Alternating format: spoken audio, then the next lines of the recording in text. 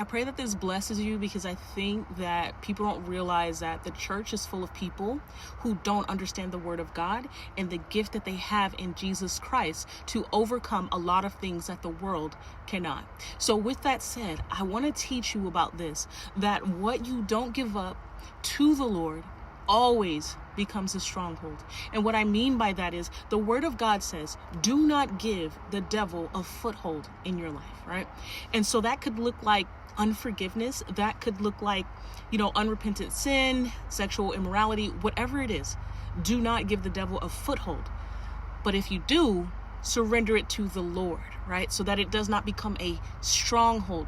This is why it's so important for you to cast down every thought and every imagination that exalts itself against the knowledge of God, right?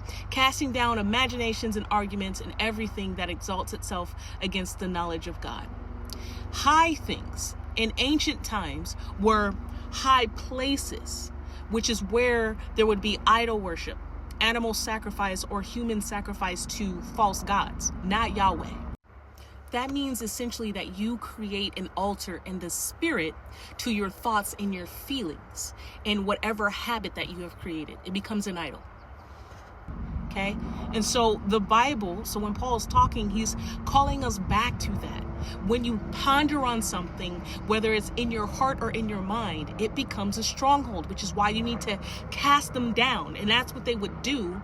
The priests would go to those high places and they would take those idols and all those things that were being worshipped and cast them down off of the mountain, because it was on a high place. And so basically in your soul, in your spirit, and in your mind, you have created a high place that has exalted itself against the knowledge of God. So whether that is, again, unforgiveness, that's offense, that's anger, that's jealousy, that's, sleeping around, all that stuff. When you don't cast down those thoughts, they become a stronghold, which is why you can see people who say, I go to church, but I'm addicted to corn, replace the P.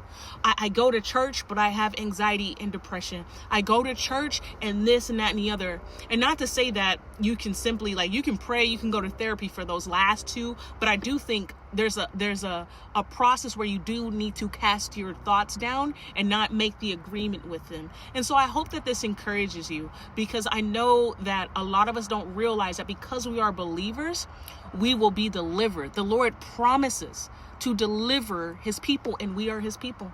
That's a promise to Christians. But we think that deliverance is just for unbelievers. No, a lot of us need deliverance in here and in here. So I pray that this blesses you. God bless.